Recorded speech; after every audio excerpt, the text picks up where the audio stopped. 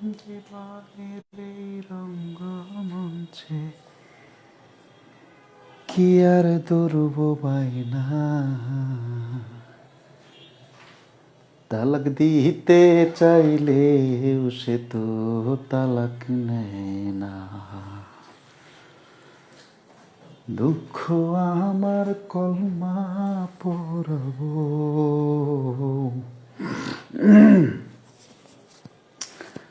স্বাগত জানাচ্ছি। কেমন আছেন? ঠিকঠাক শুনতে পাচ্ছেন কিনা? ঠিকঠাক শুনতে পাচ্ছেন কিনা একটু জানাতে হবে। ঠিকঠাক শুনতে পাচ্ছেন কিনা একটু জানাতে হবে।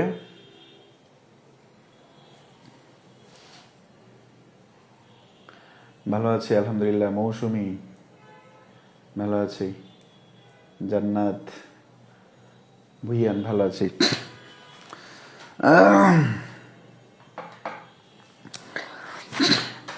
আচ্ছা, অন্যরা জয়েন হতে থাক, আমরা কিছু প্রশ্ন করি, দেখি কদ্দূর মনে আছে। আমরা কিছু প্রশ্ন করি, কদ্দূর মনে আছে। হ্যাঁ, ভালো আছি। বিপ্লব ভালো আছে। রাকিব ভালো আছি। আমরা কিছু প্রশ্ন করি, সেটা হচ্ছে ইভা মনে আছে? ইভা দেখি বলেন তো। ইভা দিয়ে ইভা, ইভা মনে আছে? ইভার হিউমার।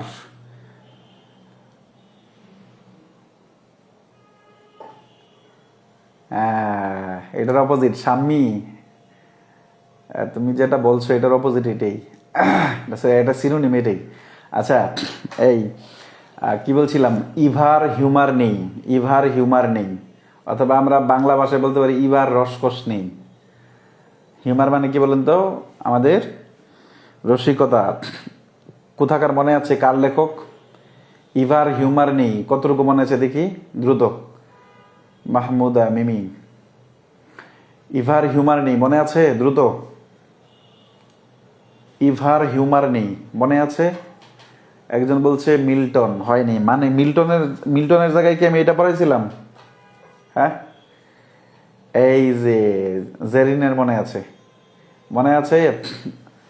ইভার হিউম্যান নেই কার লেখা বলেন? ইভার হিউম্যান নেই বেন জনসনের। Exactly. Asad Asad Ahmed, Ben Jonson. Ever human নেই, ইভার হিউমার নেই, বেন জনসন। শুনেন একটা কথা বলি। আপনাদেরকে যখন ক্লাস শেষ করব তখন আপনাদের টোটাল 37টা বা 30টার মতো লাইন মুখস্থ করতে হবে। হ্যাঁ, মানে যেমন আমার সোনার বাংলা, আমি তোমায় ঘৃণা করি বা আমি তোমায় ভালোবাসি, যার যেটা মনে আসে। হ্যাঁ, তারপরে এইরকম আইরিন, হ্যাঁ, আমি সিনিয়র অধিবাসী আইরিন, দুঃসাহসী, তারপরে কি মিথ্যাবাদী আইরিন, তারপরে কয়জনকে শেখা দিয়েছে? 4 জনকে। কাকে? মিল্টনকে, কাউলিকে, শেক্সপিয়ারকে এবং রাসেলকে। সেখান দিয়ে কি করছে? তাদের উপর জীবন লিখছে। দেখেন একটা এইরকম ভাবে আমরা 30টা লাইন মুখস্থ করবো। আমাদের 30 থেকে আল্লাহ এরকম সত্য করে 30 থেকে 35টা লাইন মুখস্থ করবো আমরা ইনশাল্লাহ। আর প্রিভিয়াস কোয়েশ্চেনগুলো পড়ে ফেলবো ইনশাল্লাহ। আর টুকটাক কিছু গুরুত্বপূর্ণ লেখক আছে, এগুলো হচ্ছে আমি অবশ্যই পড়ানোর সময় বলে দিচ্ছি আপনাদেরকে, এবং আরো বলবো ইনশাল্লাহ। তো সেই ক্ষেত্রে আমাদের ইংরেজি সাহিত্যে আমাদের খুব ভালো একটা প্রিপারেশন হয়ে যাবে ইনশাল্লাহ। যদ্দূর মনে হচ্ছে মার্চের 10 তারিখ পরীক্ষা হয়ে যেতে পারে, সুতরাং প্রিপারেশন ওইভাবে নিতে হবে। হ্যাঁ,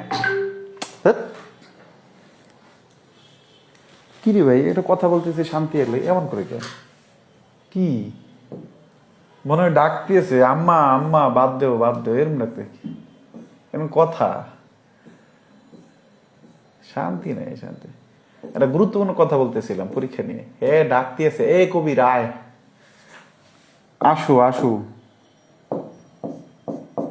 আচ্ছা, হ্যাঁ, কি যেন বলতেছিলাম।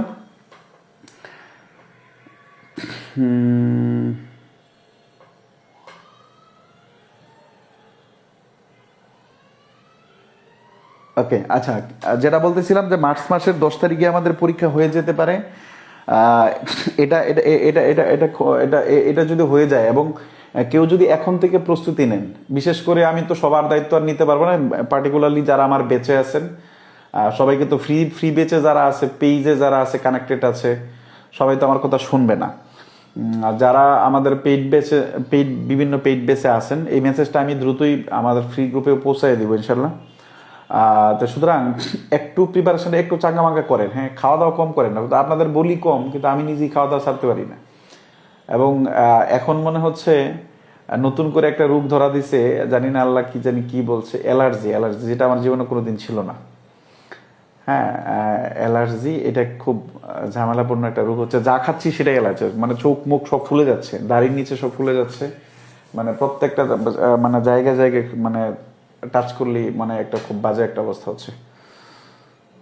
মার্চের 10 তারিখ সম্ভাবনা আছে ইমরান। মার্চের 10 তারিখ ভালোই সম্ভাবনা আছে, কারণ সোহরাব ভাই যেটা পারে না, সে রিটেন সে নিতে পারে না ঠিকই, কিন্তু প্রিডি ঠিক সময় নিয়ে নেয় উনি আসার পরে, যেটা হয়েছে। তো সুতরাং এই বিষয়ে আমাদের কেয়ারফুল থাকতে হবে। আমাদের মার্চের 10 তারিখ নিলে এখন আমাদের প্রায় 40 দিন। আমি আমার বেঁচে যারা আছেন তাদেরকে আমি এটা বলবো যে 40 দিনকে আপনি 80 দিন বানান। 80 দিন মানে হচ্ছে এরকম, সাধারণত একটা স্টুডেন্ট সাধারণত মনোযোগ দিয়ে কতক্ষণ পরে 8 থেকে 10 ঘন্টার, 8 থেকে 10 ঘন্টার বেশি, 8-10 ঘন্টা পড়া যায় না মনোযোগ দিয়ে, শতভাগ মনোযোগ দিয়ে 10 ঘন্টা পড়া যায় না। 8 ঘন্টা, কেউ যদি 11 ঘন্টা টেবিলে বসে থাকে তাহলে 8 ঘন্টা পড়া হয় বা 9 ঘন্টা পড়া হয়। তা আপনি এখন থেকে আপনার বাকি যে কাজ আছে, আপনি তো আর আমার মতো না, হ্যাঁ, আপনি চাইলেই খুব ভালো করে পড়তে পারেন। আপনার তো চাইলেই আপনার এই 3টা 4টা 5টা ক্লাস নেওয়া লাগে না, আপনার চাইলেই পেজ চালাইতে হয় না, আপনার চাইলেই অন্য কোনো কাজ করা লাগে না। হ্যাঁ, যাদের আমার মতো আছেন তাদের কথা ভিন্ন, যাদের পড়ার সুযোগ আছে তারা 1 মাসকে 2 মাস বানান, এই 40 দিনকে 80 দিন বানান, ঠিক আছে? 40 দিনকে 80 দিন বানান। আচ্ছা, ইভার হিউমার নেই। দেখেন, আপনি যদি এমনিতে একটু মনে রাখতে চান যে বেন জনসন সম্পর্কে আমি যদি একটু জানতে চাই, বেন জনসন, তখন আপনি দেখবেন এই জিনিসগুলো, every man in his humour, every man out of his humour, বলবনের একটা বিখ্যাত যুক্ত মোসাকা, তাই তো একটা চরিত্র ছিল। তারপরে কি ছিল আমাদের, কি ছিল, হিউমার, ইভা, তার বলবনি, এতে কি ছিল, দ্য আলকেমিস্ট, অর্থলোভী। তো এই জিনিসগুলো আপনি চাইলে খুব ইজিলি মনে হয়। তারপরে ইভা এস, অ্যাপোস্ট্রফি এস এতে কি ছিল, the silent women. Apostrophe S মানে কি, সাইলেন্ট উইমেন। আর হিউমার বলতে কি, হিউমার বলতে আমরা ওই ইকে বোঝাইছি। হিউমার থিওরিটা কার সাথে সংশ্লিষ্ট ছিল, মেডিকেল থিওরির সাথে। এইভাবে আমরা পরীক্ষার আগে 30টা লাইন মুখস্থ করে যাব, 30টা লাইন মুখস্থ রাখবো, এবং প্রিভিয়াস কোশ্চেনগুলো হচ্ছে আমাদের দিয়ে দিব আমরা ইনশাল্লাহ। এবং আপনাদের কাছে বই থাকলে আপনারা অবশ্যই পড়বেন, বইও থাকলে পড়বেন, এখান থেকে পড়বেন। সেকেন্ড ওয়ান হচ্ছে যে আরও কিছু কিছু লেখক আছে গুরুত্বপূর্ণ, সেখান থেকে প্রশ্ন খুব কম হয়, এইভাবে আমরা প্রিপারেশনটা নিতে পারি। তা আমরা শুরু করে দিই, হ্যাঁ। আচ্ছা, তারপরে হ্যাঁ, মার্চের 10 তারিখ কিন্তু পরীক্ষা হয়ে যেতে পারে, সম্ভাবনা খুব ভালো সম্ভাবনা। আচ্ছা, হ্যাঁ, বেন জনসনের ক্লাস পাই না এই জন্য নিয়ম মনে হচ্ছে। হ্যাঁ, না, বেন জনসনের ক্লাস এই সামনে ক্লাস, আগের গুলা ক্লাস করে নেন। আজকে এরকম ঘোলা লাগছে কেন? আজকে তো ঠিকই আছে। আচ্ছা, আমরা শুরু করে দিই মনে হয়। আমাদের চলে আসছে, আমরা প্রাথমিক কথাবার্তা বলে ফেললাম এই কারণে যে আমাদের পরীক্ষা মার্চের হয়ে যেতে পারে, মার্চের 10 তারিখ হয়ে যেতে পারে। হ্যাঁ, আর যদি মার্চের 10 তারিখ না হয় সেক্ষেত্রে ভিন্ন কথা, কিন্তু আমাদের টার্গেট থাকবে মার্চের 10 তারিখে আমরা প্রস্তুতি নিয়ে ফেলবো ইনশাল্লাহ। আমরা কথা বলছিলাম দ্য এজ অফ সেন্সিবিলিটি নিয়ে, খুব ভালো করে লক্ষ্য করেন। গত ক্লাসে এজ অফ সেন্সিবিলিটির নামকরণ কি করে হলো, এটার নাম এজ অফ রিজন কি করে হলো, এটার নাম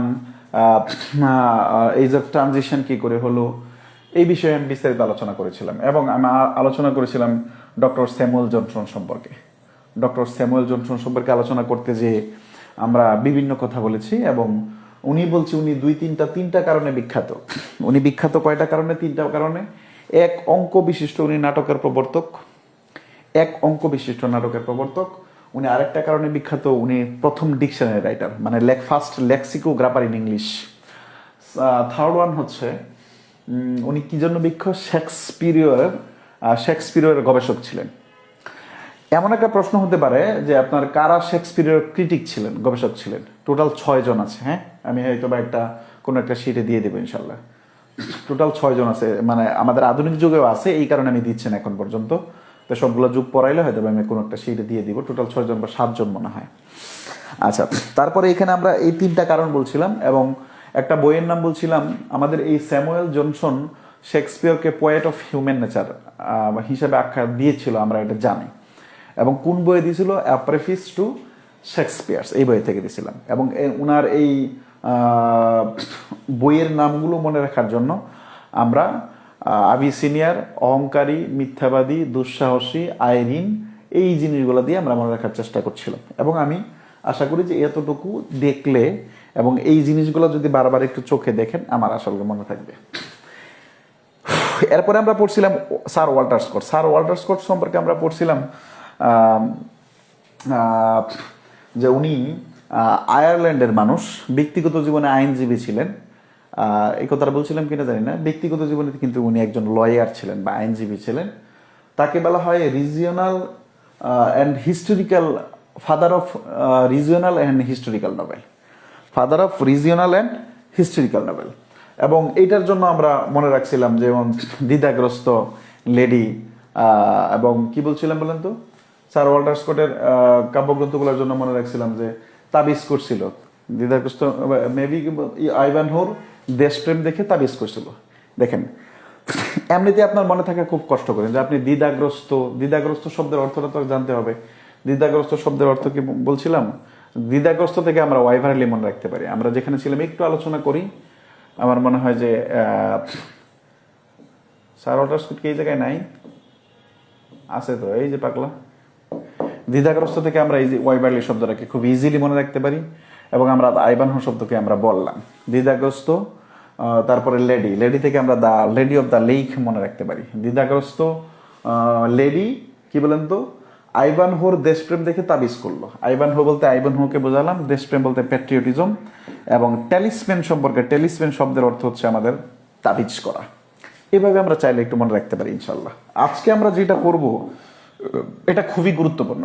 আমরা প্রথমে বলছিলাম স্লাইডের প্রথমে আমি দেখানোর চেষ্টা করছি যাতে আপনার বুঝতে সুবিধা হয় যে এই যুগে কাদের কাদের থেকে এখন পর্যন্ত দশমতম বিসিএস থেকে শুরু করে দশমতম থেকে শুরু করে 45 তো হয়নি এখনো, 44 পর্যন্ত বিসিএস এ কাদের থেকে প্রশ্ন হয়। যদিও দশমতম থেকে 34তম থেকে খুবই 1-2টা থাকতো, পার্টিকুলারলি 35 থেকে শুরু করে 44 পর্যন্ত এখন পর্যন্ত ডক্টর স্যামুয়েল জনসন থেকে আসছে, থমাস গ্রে থেকে আসছে 1, 2, 3, 4, এবং টোটাল হচ্ছে আমাদের রুশো এবং ভোল্তেয়ার। রুশো এবং ভোল্তেয়ারের আলোচনাটা কেন আসলো আমরা বলছিলাম, ওরা ফ্রান্সের দার্শনিক এবং এই কারণে আমরা ফ্রান্স সম্পর্কে কিছু কথাবার্তা বলছিলাম এবং ফ্রেঞ্চ রেভলিউশন সম্পর্কে কথাবার্তা বলছিলাম। এবং আপনাদের মনে থাকার কথা যে ফ্রান্স এবং ব্রিটেনের ভিতরে একটা যুদ্ধ হয়েছিল, সপ্তবর্ষীয় বিশ্বযুদ্ধ, এটা নিয়েও কথা বলছিলাম, যার কারণে এই দুইজন সংশ্লিষ্ট। তা আমরা যাদের কাছে সংশ্লিষ্ট তাদেরকেই রেখেছি এখানে, কিছু বেশি রেখেছি, কিন্তু আমাদের প্রথম যে জিনিসটা আছে এই জিনিসটা আমাদের ফোকাস করতে হবে। আজকের পড়ায় চলে যায়। আজকের পড়া হ্যান্ডি ফিল্ডিং খুবই গুরুত্বপূর্ণ একজন মানুষ। হ্যান্ডি ফিল্ডিং খুবই গুরুত্বপূর্ণ একজন, খাতায় লেখা শুরু করে দেন। হ্যান্ডি ফিল্ডিং খাতায় লেখা। এবং আমি এখন প্রশ্ন করবো আপনাদের। হ্যান্ডি ফিল্ডিং বিখ্যাত এই কারণে তাকে ফাদার অফ নোবেল বলা হয়। ইংরেজি পিতা বলা হয়। যেমন বাংলা সাহিত্যে নাটক বলে উপন্যাসের যেমন বাংলা উপন্যাসের প্রতিষ্ঠাতা পুরুষ হচ্ছে পেরিচাঁদ মিত্র, আল্লাহ দুলাল 1857 সাল। পেরিচাঁদ মিত্র। ঠিক সার্থক উপন্যাসের জনক হচ্ছে আমাদের বঙ্কিমচন্দ্র চট্টোপাধ্যায়, দুর্গেশ নন্দিনী 1865 মনে হয়। ফাদার অফ নোবেল কিন্তু আমাদের এই দুটা ফিক্স। ইংলিশ বাংলায় কিন্তু আমাদের উপন্যাসের জন্য ফিক্সড। যদি বলা হয় উপন্যাস শুরু করেন বা উপন্যাসের শুরু করেন বা প্রতিষ্ঠাতা পর্যায়ে কে ছিলেন বা প্রতিষ্ঠাতা পুরুষকে, পেরিচাঁদ মিত্র, এটা আমাদের ফিক্সড। আর সার্থক উপন্যাসের জনক হচ্ছে বঙ্কিমচন্দ্র চট্টোপাধ্যায়, এতে কোনো সন্দেহ নাই, আমাদের কিন্তু ফিক্সড। কিন্তু এই জায়গাটা একটু ঝামেলা আছে। ইংরেজি সাহিত্যের বেলায় টোটাল 4 জন লেখককে আমাদের কি বলা হয়, ইংরেজি উপন্যাসের জনক বলা হয়। এর ভিতরে একজন হচ্ছে হেনরি ফিল্ডিং, আরেকজনের নাম হচ্ছে, আমি একটু লিখে দিচ্ছি, হ্যাঁ, দুই নাম্বার, এটা প্রশ্ন আসতে হবে। যদি প্রশ্ন হয় who is called the father of English novel, তাহলে চারজনের যে জন থাকবে তাকে দেখাতে হবে, তবে চারজন একসাথে থাকবে না। যদি থাকে অপশনে যে আছে তার আগে প্রথমে দেবে, শেষ। আচ্ছা, এক নাম্বার হচ্ছে আমাদের কি বলেন, হেনরি ফিল্ডিং। দুই নাম্বার হচ্ছে আমাদের Jonathan Swift, SWIFT, Jonathan Swift. একটু বলেন তো যে জোনাথন সুইফট এই নামটা দেখার পরে আপনার ওই যে গল্পটা মনে আসছে কিনা, একটু দেখেন তো গল্পটা মনে আসছে কিনা। জোনাথন সুইফট বলার পরে গল্পটা মনে আসছে, ওই যে লেটার, গল্পের বই মনে আসছে, স্টেলা মনে আসছে কিনা বলেন তো। জোনাথন সুইফট মনে আসছে কি?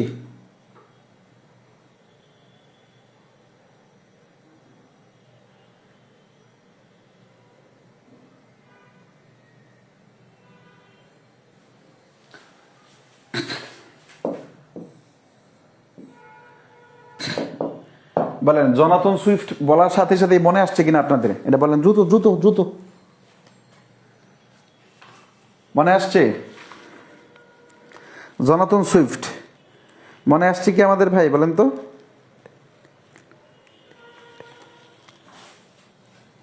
এক্স্যাক্টলি, কে কে ছিল মনে আছে ওইখানে বিখ্যাত, কে কে ছিল মনে আছে?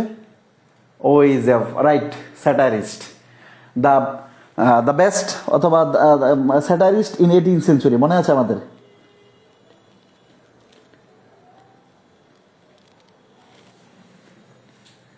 ওকে, তার মানে দুই নাম্বার কে ভাই বলেন তো। এক নাম্বার হচ্ছে কে ভাই আমাদের, এক নাম্বার হচ্ছে আমাদের এই হেনরি ফিল্ডিং, এটা আমরা এই করলাম।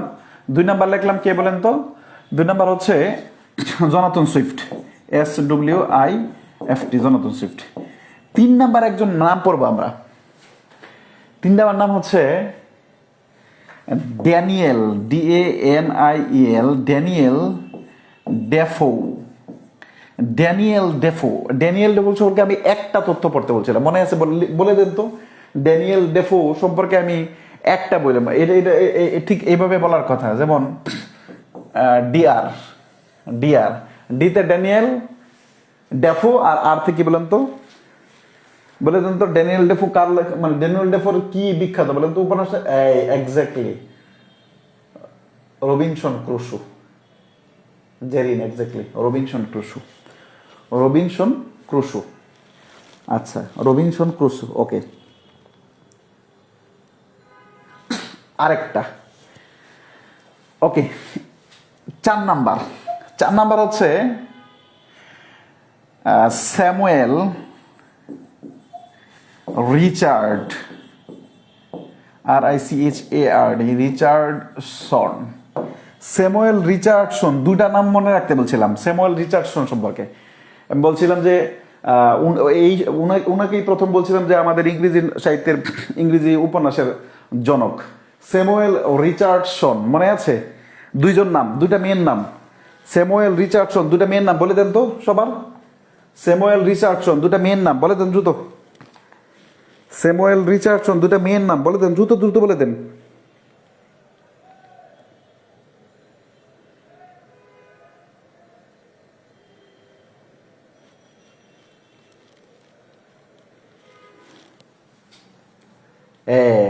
পামেলা ক্লারিসা, রাইট, পামেলা এবং ক্লারিসা। তার মানে আলহামদুলিল্লাহ আমাদের ভালোই মনে থাকে, তার মানে আমরা প্রথম তথ্য পাইলাম হেনরি ফিল্ডিং সম্পর্কে।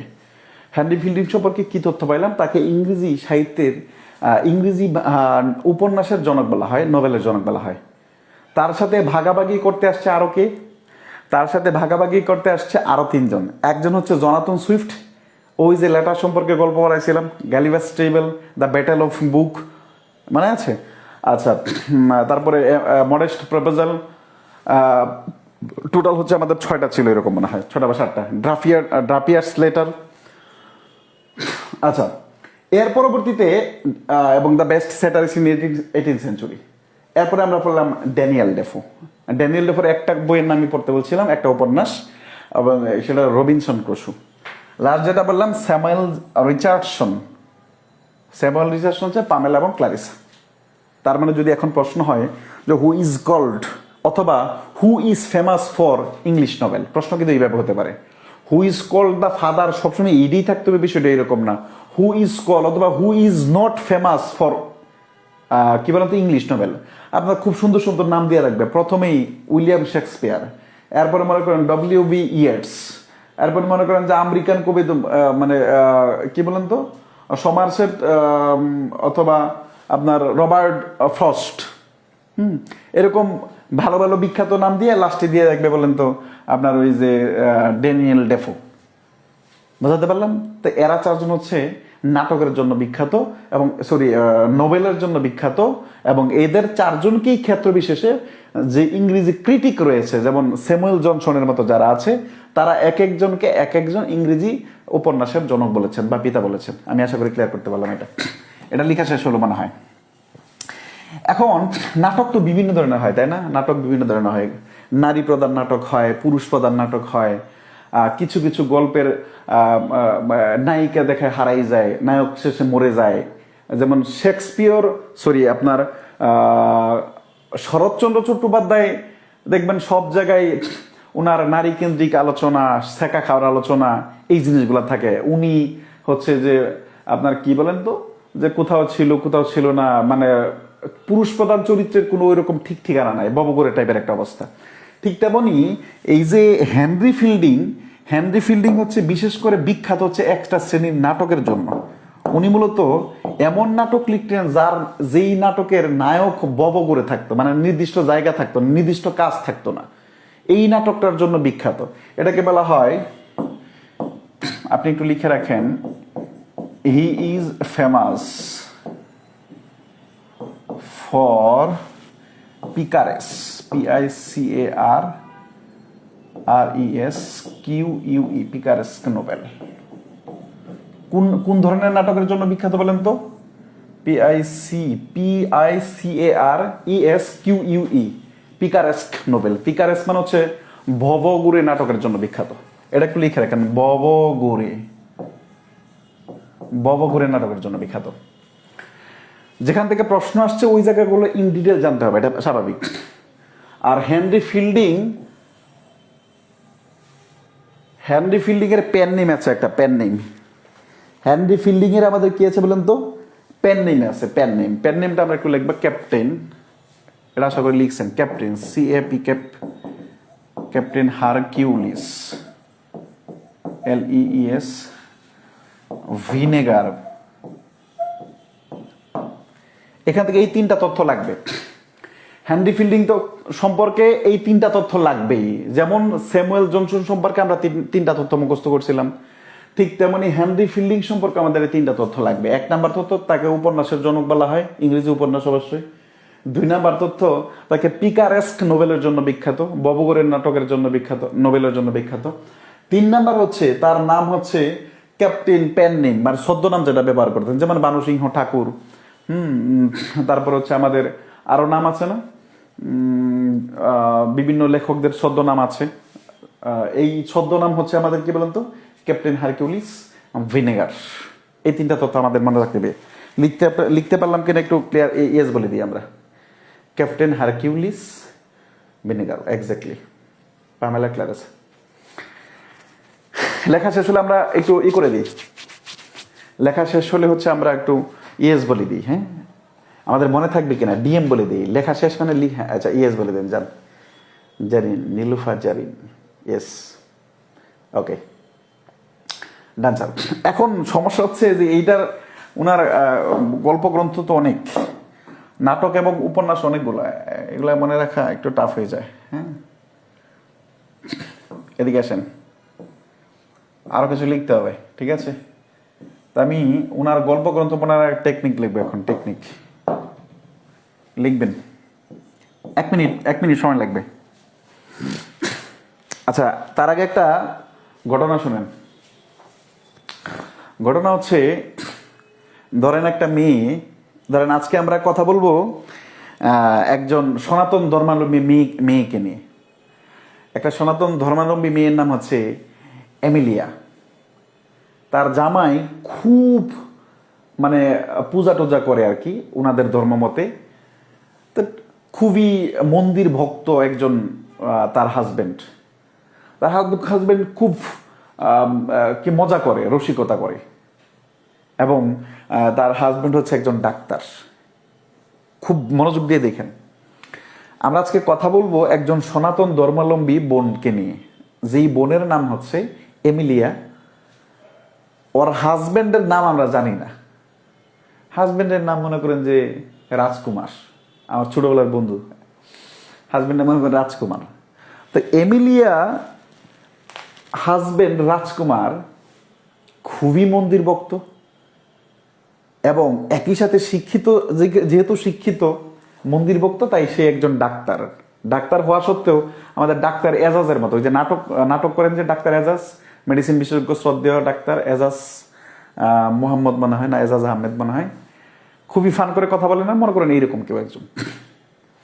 তো উনি চিকিৎসা করান, সবকিছু করেন ফ্রিতে, যে ধরেন কিছু কিছু ফ্রিতেই চিকিৎসা করান, অল্প ফ্রিতে করান। হঠাৎ করে উনি একটা লটারি জিতছেন। যখন লটারি জিতছেন তখন তার পাশের এলাকার দুইজন মানুষ ছিল। একজনের নাম হচ্ছে টম, আরেকটা নাম হচ্ছে জোসেফ। একজন তমাল, আরেকটা হচ্ছে জোসেফ। জোসেফ আমাদের বাংলা নামও হয়, আমার চাচা আছে একজন জোসেফ। তো টম এবং জোসেফ ওরা খুবই মাস্তান টাইপের এবং কৃপণ টাইপের, খুবই কৃপণ টাইপের।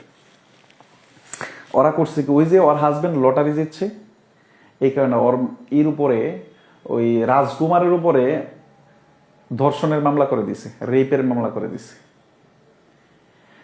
ইন দ্য মিন টাইম ওই যে রাজকুমার সে লটারি জিতছে, কিন্তু আসলে সত্যিকার হারায় ফেলছে। আবার লটারি জিতছে এবং হারায় ফেলছে।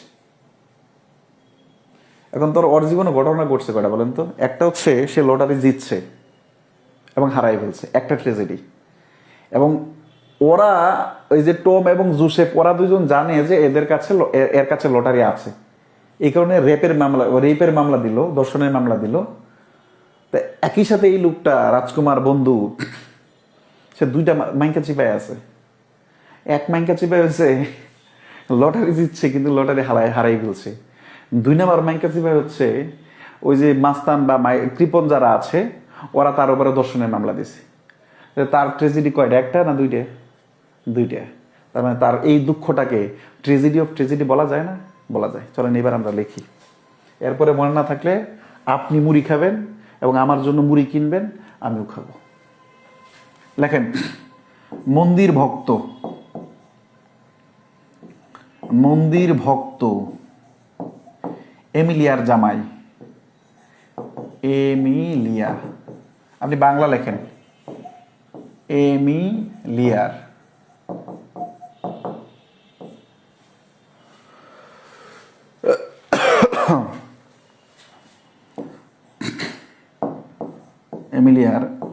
রসিক ডাক্তার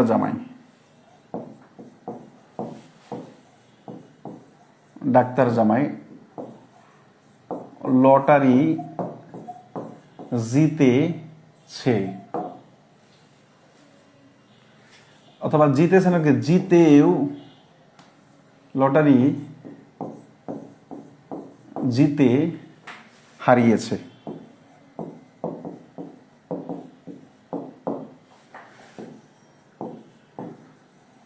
পাশের এলাকার, জাস্ট খাতায় লিখে রাখবেন। এটা তো আর আপনার এই পাশের এলাকা, এটা তো মুখস্থ করার দরকার নাই। পাশের এলাকার টম ও জোসেফ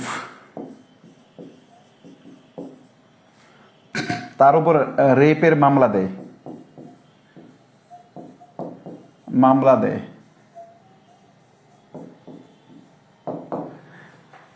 টম এবং জোসেফের পরিচয় কি ছিল বলেন তো? টম ও জোসেফ, ব্র্যাকেটে লিখবেন কৃপণ।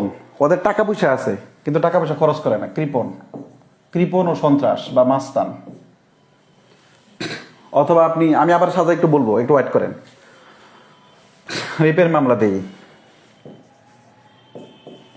এতেই তার ডাবল ট্রেজেডি হয়, DOUBLE, ডাবল মাইনকাসি বাই লিখতে পারেন, ট্রেজেডি হয়, ট্রেজিডি হয়। শুনেন আপনি, আমি আবার একটু বলছি, আপনি একটু সাজায় লিখেন। মন্দির ভক্ত এমিলিয়ার রসিক ডাক্তার জামাই লটারি জিতে হারিয়েছে। পাশের এলাকার মাস্তান ও কৃপণ টম ও জোসেফ তার উপর কি দিছে? রেইপের মামলা দিছে। এবং রেইপের মামলা যেহেতু দিছে, তার মানে তার যে এই যে ঘটনাটা ঘটছে, তার এক লটারি হারাইছে, আর হচ্ছে রেপের মামলা খাইছে, দর্শনের মামলা খাইছে। তো ঘটনা ডাবল ট্রেজেডি হয়েছে। লেখা শেষ হলে ডান লিখেন। এটা দ্বারা কি কি বুঝাইছে এটা লিখে ফেলবে। এতটুকু মুখস্থ করতে কত মিনিট সময় লাগবে বলেন?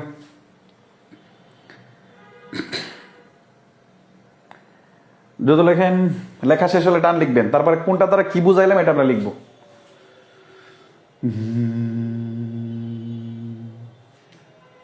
আমার দেহে আমি করব ডাকাতি, আমার দেহে আমি করব ডাকাতি। ওকে, লেখা শেষ। আচ্ছা, এবার আছে মন্দির ভক্ত, তাই তো? মন্দির ভক্ত, দা TEM temple, BEAU, the temple view, মন্দির ভক্ত। ভিউ শব্দের অর্থ কিন্তু ভক্ত, ফুলবাবু বা ভক্ত। বুঝতে পারলাম? ভিউ শব্দের অর্থ কি বলেন তো? ফুলবাবু বা ভক্ত। আচ্ছা, এমিলিয়া বলতে কি? এমিলিয়া নিজে, এরা কোনো খাওয়া নাই আর। এমিলিয়া নিজে। রসিক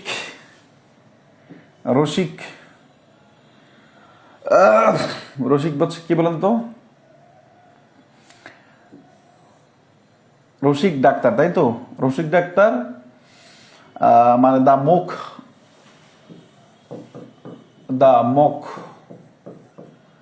ডক্টর, DOCTOR, ডক্টর।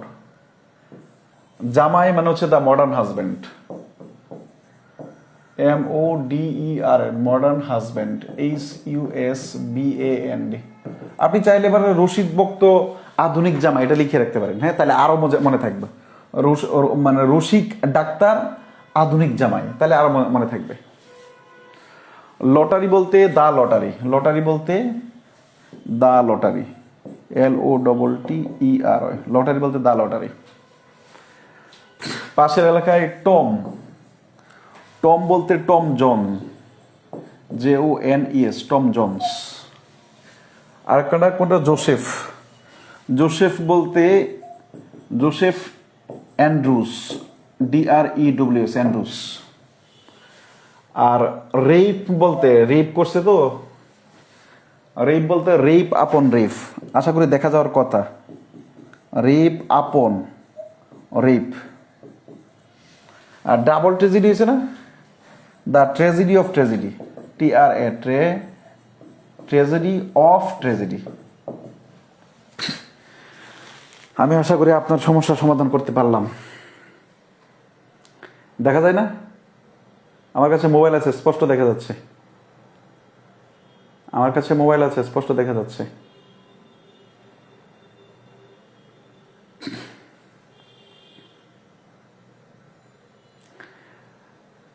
এমএলএ, এই যে দেখা যায় না, তাহলে জেরিন লিখলো কেমনে দেখ বলেন? একটু মনোযোগী হইতে হবে তো।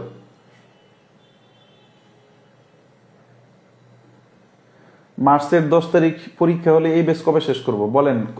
যবে শেষ করতে চান তবেই শেষ করব। আপনি বলেন মাহমুদা মিমি, কবে শেষ করতে চান? কবে শেষ করতে চান বলেন দ্রুত। আপনার উপেক্ষা। এই সবাই লেখা হলো কিনা আমি আবার একটু বলছি। হ্যাঁ, আমি আবার একটু বলছি, একটু লিখে নিন। প্রথম হচ্ছে মন্দির ভক্ত, দা টেম্পল ভিউ। এমিলিয়া বলতে এমিলিয়াই। রসিক ডাক্তার, দা মুখ ডাক্তার। আচ্ছা, এরপর হচ্ছে আধুনিক জামাই, দা মডার্ন হাজব্যান্ড। লটারি জিতেছে বলতে, লটারি বলতে কি? দা লটারি। আচ্ছা, এরপরে কি করছে পাশের এলাকার কে বলেন তো? টম। টম বলতে টম জোন্স। জোন্স বানান আপনি এমনিই পারেন। আর জোসেফ বলতে কি, জোসেফ তো বানান লেখা আছে, অ্যান্ড্রিউস বানান এর আগে পড়াইছে, অ্যান্ড্রিউস। ওকে। তারপরে রেপ বলতে কি, ডাবল রেপ, ডাবল ডাবল হয়েছে, রেপ আপন রেপ, মানে দর্শনের উপর দর্শন। দর্শনের উপর দর্শন ঘটনা ঘটছে কি বলেন তো, তার ডাবল ডাবল মাইকা চেপে পড়ছে না, এই জন্য দ্য ট্র্যাজেডি অফ ট্র্যাজেডিস। দুঃখ আমার কলমা পড়াবো। এই লেখা শেষ হলো। সালমা ডান, অন্তরা ডান।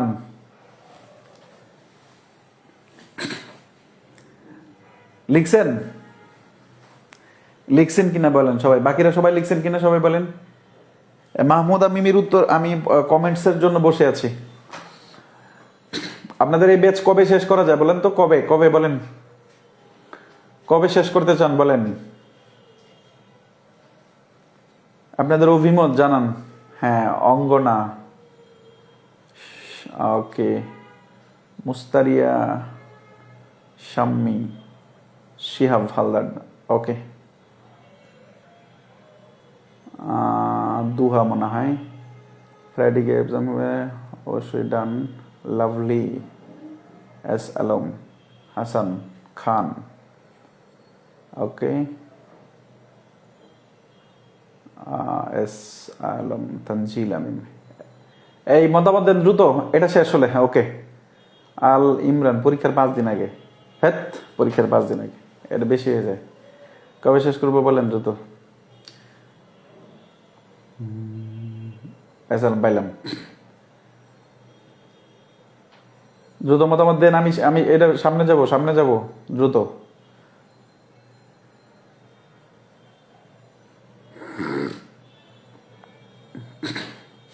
টানা ক্লাস করবেন, সপ্তাহে টানা 7 দিন, শেষ হয়ে যাবে। বলেন, টানা 7 দিন ক্লাস করবেন, সপ্তাহে 7 দিন টানা।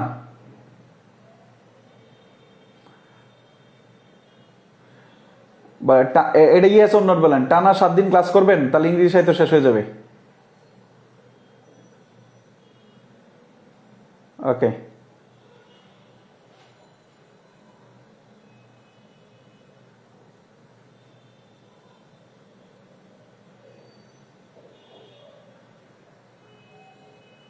টানা 7 দিন ক্লাস করবেন।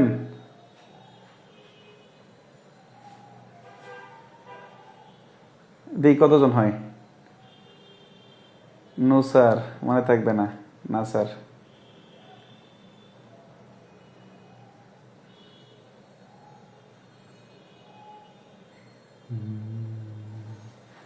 যেভাবে চলছে চলুক, হ্যাঁ, হতাশ হওয়ার কিছু নেই।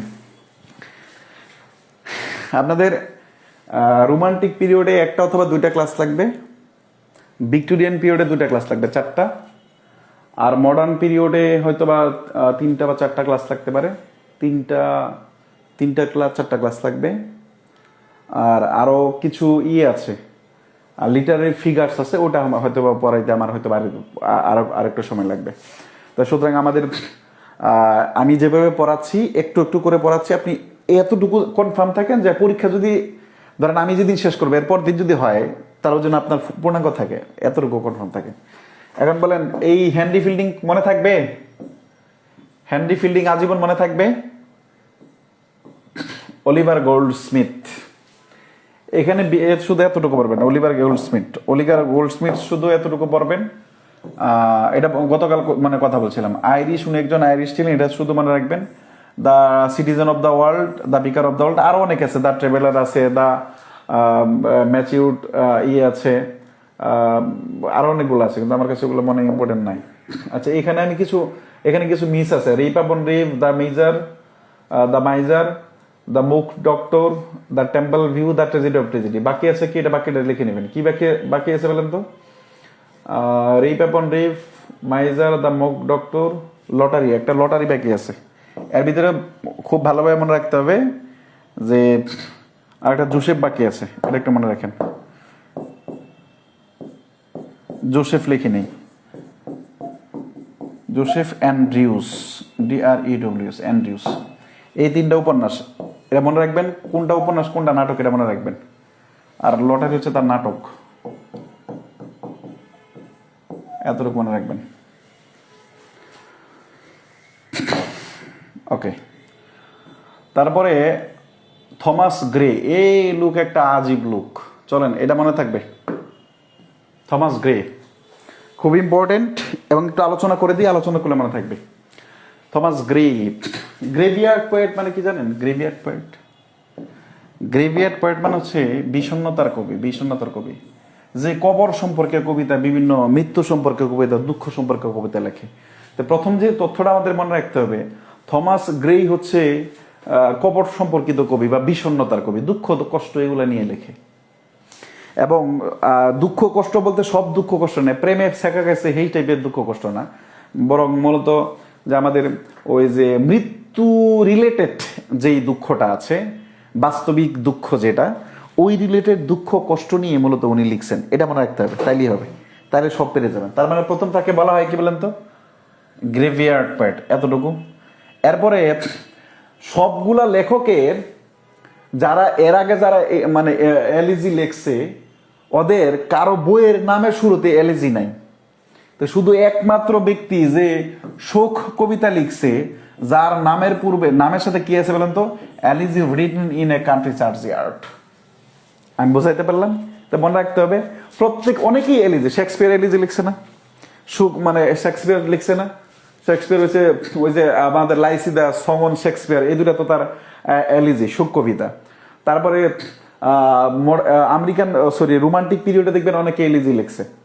হ্যাঁ, তারপর হচ্ছে আমাদের টেনিসন এলিজি লিখছে।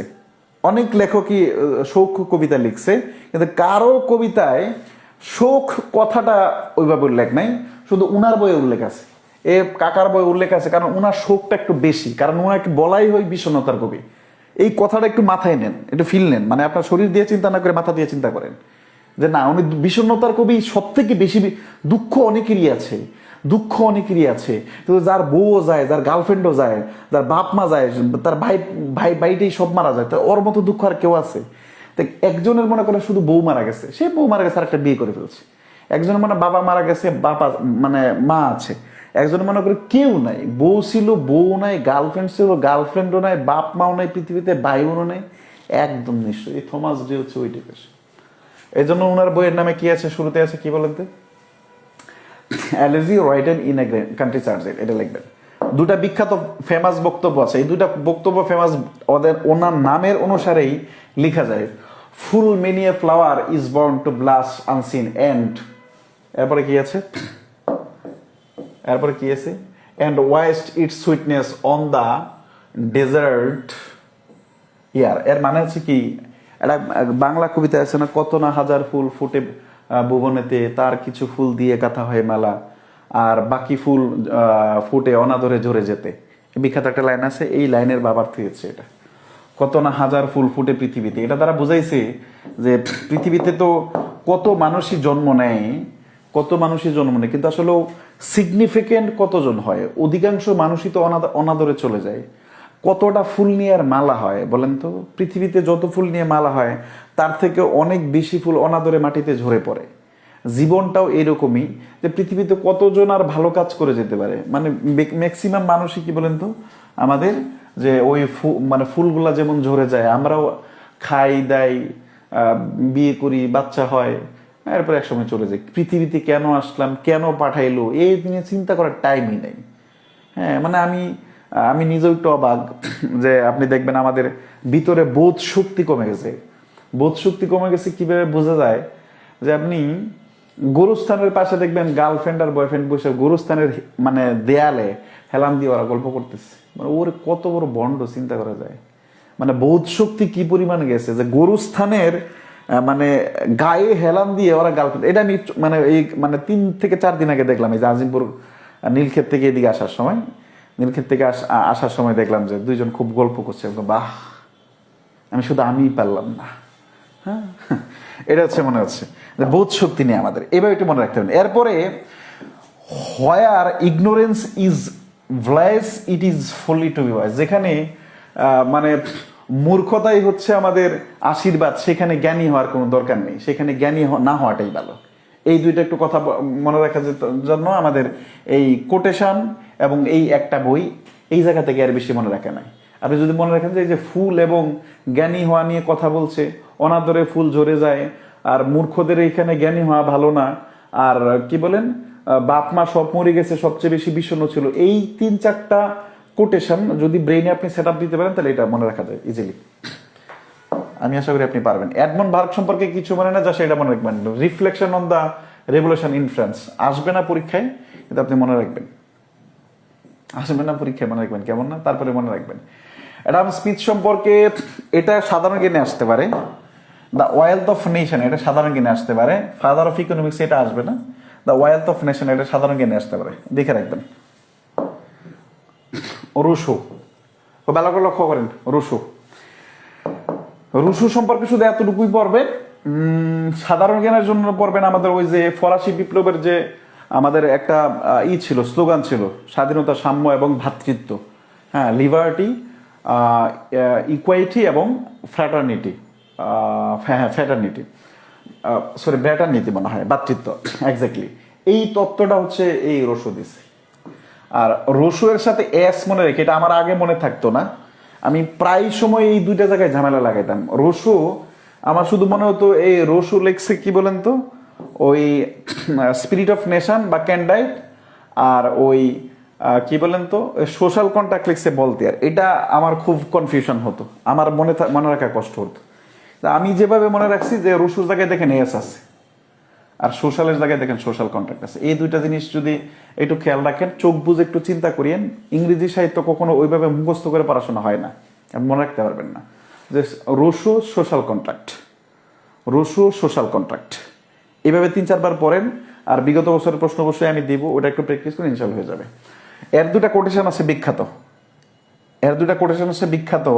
এখন যেহেতু সোশ্যাল কন্ট্রাক্ট সম্পর্কে, সামাজিক চুক্তি সম্পর্কে বলছে, তো সামাজিক কথাবার্তাই উনি বলছে। অথবা যদি মনে না রাখে তাহলে এই দুইটা লাইন মুখস্থ রাখতে পারে। Man is born and patient is bitter. মানে man is born free but everywhere he is in chain. মানুষ স্বাধীনভাবেই জন্মায়, কিন্তু জন্মের পরে প্রত্যেক জায়গায় সে পরাধীন। এটা এখন বুঝতে পারেন না, যারা বিয়ে হয়নি তারা বুঝতে পারবেন না, যারা বিয়ে হয়ে যাওয়ার পরে বুঝতে পারবেন। মানে মেয়েদের জীবনটা তো, মূল জীবনটা শুরুই হয় বিয়ে হওয়ার পরে। হ্যাঁ, যদি হাজবেন্ড, বাচ্চা কাচ্চা, তখন মানে দায়িত্ব আসে। অ্যাকচুয়ালি মেয়েদের দায়িত্বটা আসে বিয়ের পরে, সবকিছু সামলানো, ম্যানেজ করা। আর ছেলেদের দায়িত্ব, আমি ছেলেদের যারা আছে তাদেরকে সবসময় এই কথা বলি যে ছেলে হয়ে পৃথিবীতে মানে আসার পরে দায়িত্ব নিতে ভয় পাইলে আর হয় না, কারণ তোমাকে পৃথিবীতে বানানোই হয়েছে দায়িত্ব নেওয়ার জন্য। এবং পার্টিকুলারলি মেয়েদেরকে ওই রকম কোনো আল্লাহ দায়িত্ব দেয়নি, শুধু সংসার সামলানো এবং বাচ্চা কাচ্চাদের ভালো করে নার্চার করা। এবং আমি অ্যাকর্ডিং টু ইসলাম, একজন মেয়ের উপরে তার অর্থ উপার্জনের দায়িত্ব মেয়ের উপরে নয়। যদি এখন আমাদের আধুনিক সমাজে এটা ব্যাখ্যা মনে হয়, নাউজুবিল্লাহ, কিন্তু এটা ইসলামিক দৃষ্টিতে নয়। তার মানে এখানে দায়িত্বটা কার বেশি? ছেলেদের বেশি। হ্যাঁ, অনেক সময় মন খারাপ হয় ছেলেদের যে আমাদের এত কিছু দিতে হয়, কিন্তু কিছু করার নেই ভাই, কারণ তোমাকে বানানোই হয়েছে দায়িত্ব নেওয়ার জন্য। তোমাকে অ্যাট দ্য সেম টাইম বউয়ের দায়িত্ব নিতে হয়, বাবার দায়িত্ব নিতে হয়, মার দায়িত্ব নিতে হয়, বোনের দায়িত্ব নিতে হয়, ভাইয়ের দায়িত্ব নিতে হয়, পাড়া প্রতিবেশীর দায়িত্ব নিতে হয়, দেশের দায়িত্ব নিতে হয়। যদি আমাদের দেশ এখন সবাই, আমাদের যে দায়িত্বগুলো ছিল, এই সব দায়িত্ব, দেশের দায়িত্ব এখন আমাদের আপারা নিয়ে নিছে। এবং আমাদের ছেলেদের জন্য বাকি আছে শুধুমাত্র রান্না টান্না করা শিখা, যেটা আমি ইতিপূর্বে অনেকবার চেষ্টা করতে হয়নি। এবং ছেলেরা ওই জায়গায় যাচ্ছে, আমরা রান্নাঘরে ঢুকছি, মেয়েরা বের হচ্ছে। এখন ফেমিনিজম এটাই হচ্ছে, আমরা রান্নাঘরে ঢুকছি, মেয়েরা বের হচ্ছে। আমি অনেক ফ্যামিলিকে চিনি যে হাজবেন্ড বাসায় থাকে, ওয়াইফ জব করে। অনেক ফ্যামিলিতে জানি না কেমন আছে, তবে আমি জানি কেমন আছে, আর বাইরে বলা যায় না। আমি পক্ষে বিপক্ষে বলছি না, প্রত্যেকেরই কাজ করার অধিকার আছে, প্রত্যেকেরই কর্ম করার স্বাধীনতা আছে, প্রত্যেকেরই ধর্ম মানার স্বাধীনতা আছে, প্রত্যেকেরই ধর্ম না মানার স্বাধীনতা শতভাগ আছে। আমি বললাম শুধু এতটুকু। এই কথাগুলোর মূল অর্থ হচ্ছে এটা যে দায়িত্ব ছেলেদেরকে বেশি নিতে হয়, এবং জন্মের কিছুদিন পরে বা একটু বড় হলেই দায়িত্ব নেওয়া শুরু হয়ে যায় ছেলেদের, আর মেয়েদের পার্টিকুলার দায়িত্ব শুরু হয় বিয়ের পরে। বিয়ের পরে দায়িত্ব তার সংসার সামলানো। মায়ের বাড়িতে তো সে রাজারানীর মতো থাকে, মায়ের বাড়ি থেকে সে কি আর ওই কাজ করে? একদম রাজারানী, চিন্তাই করা যায় না। হ্যাঁ, এখানে আমরা একটু মনে রাখবো ম্যান ইজ বর্ন এবং পেশেন্স ইজ বেটার, এই দুটো একটু। ম্যান ইজ বর্ন মানে যেটা বললাম যে, এবং আমি বিশ্বাস করি আমার এই পরীক্ষার প্রশ্নে যদি আপনি এই লাইনগুলো দেখেন, আমার এই কথাগুলো আপনার মনে পড়বে, এবং বিলিভ অর নট আপনার প্রশ্ন কখনো ভুল দেখাইতে পারবেন না আপনি, এটা আমার বিশ্বাস। আর patience is bitter but, better না রে, bitter but its food is sweet, মানে ধৈর্যটা ধরাটা খুবই আসলেই কষ্টের বিষয়, এবং এর ফলটা খুবই সুস্বাদু হয়। এবং এই জন্য মনে হয় আল্লাহ তাআলা কোরআন শরীফে 82 বার বলছেন নামাজের কথা, আর 112 বার বলছেন ধৈর্যের কথা। 82 বার বলছেন নামাজের কথা, এর ভিতরে 80 বার বলছেন নামাজ কায়েম করার কথা। আমি যদি ভুল না করে থাকি 80 অথবা 81 বার নামাজ কায়েম করার কথা। আমরা যে নামাজ পড়ি ওইটা না, জমিনে নামাজ কায়েম করার কথা। আর একবার বলছেন নামাজ পড়ার কথা, আমরা যে মসজিদে যাই পড়ি। আমাদের এখন একবারটাই বলা হয়, আর এই 81 বারটা বলা হয় না। আর ধৈর্যের বিষয় তো নাই আমাদের, ধৈর্য বলতে আমাদের খুবই কম, তবে বাড়াইতে হবে। এই দুইটা জিনিস আমরা একটু মনে রাখবো, ওকে? বলতেয়ার সম্পর্কে শুধু আমরা একটু পড়বো, ফ্রান্সের দার্শনিক এতটুকু মনে রাখবো। এরা একটা ক্যান্ডাইট এবং spirit of nation. Spirit of nation খুব গুরুত্বপূর্ণ, এবং ক্যান্ডাইটও গুরুত্বপূর্ণ। আর একটা লিখে রাখবেন, S S on moral, ESSAOS, SS on morals, SS on morals. তার মানে 3টা ওয়ার্ড মনে রাখেন, মোরালস, নেশন এবং ক্যান্ডাইট। এই 3টা ওয়ার্ড একটু মনে রাখতে হবে, মোরালস, ক্যান্ডাইট এবং স্পিরিট অফ নেশন। পরীক্ষা যদি আসে তাহলে এটা আসতে পারে, স্পিরিট অফ নেশন এটা আসতে পারে, এটা পরীক্ষায় আসার সম্ভাবনা আছে।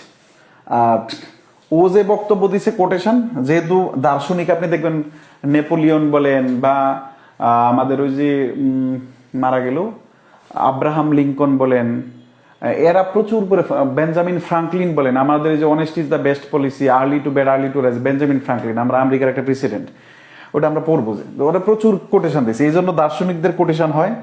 উনি কি বলছেন, if God did not exist it would be necessary to invent him. যদি সত্যিকার অর্থে সৃষ্টিকর্তা না থাকতো তাহলে তাকে সৃষ্টি করার প্রয়োজন হতো। আচ্ছা, I disapprove of what you say, আমি হয়তো তুমি যা বলো এটা হয়তো বা আমি মানি না, but I will defend two right. এটার বক্তব্যটা হচ্ছে এরকম, বাক স্বাধীনতা নিয়ে, আমি তুমি যা বলো তা হয়তো আমি মানি না, কিন্তু আমি সারা জীবন তোমার কথা বলার অধিকার বা বাক স্বাধীনতাকে রক্ষা করে যাব। তার মানে বলতেয়ার কথা বলছেন, আল্লাহ অবশ্যই আছেন, আল্লাহ না থাকলে আল্লাহ সৃষ্টি করা লাগতো, সৃষ্টি করা ছাড়াও এত সুন্দর পৃথিবী এত সহজে চলতে পারে না। আরেকটা বলছেন বাক স্বাধীনতা নিয়ে, এই দুটো নিয়ে কথা বলছেন। আর রোশো কথা বলছেন কি নিয়ে, সামাজিক জিনিস নিয়ে। উনি কথা বলছেন আমাদের ধৈর্য যদি থাকে, ধৈর্যটা ধরা খুব কষ্টকর এবং এর ফলাফলটা খুব সুন্দর হয় এবং মিষ্টি হয়। আর একটা কথা বলছেন মানুষ জন্ম স্বাধীনভাবেই নেই, কিন্তু জীবনের প্রত্যেকটা স্তরে স্তরেই সে পরাধীনতার শৃঙ্খলা থাকে। এখান থেকে এতটুকুই পড়তে হবে, আর নয়।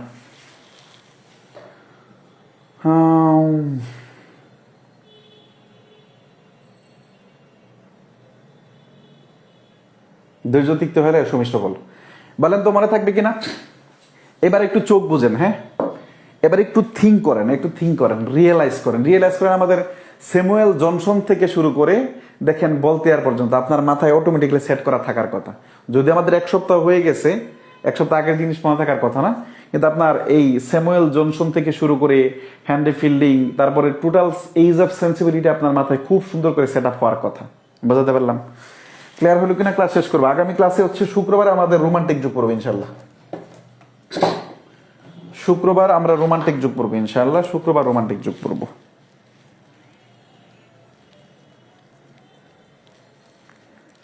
ওকে,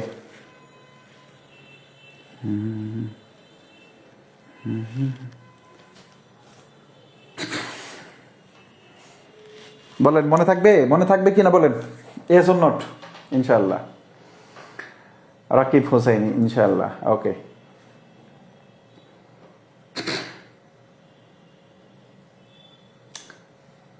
রোমান্টিক পিরিয়ড, জারিন, অন্তরা, তাবাসসুম, জিমা থাকবে ইনশাল্লাহ। সাইদুর রহমান। আজকে বিদায় নিলাম, আমাদের অনুবাদের ক্লাস আছে। আজকে বিদায় নেই, আল্লাহ হাফেজ।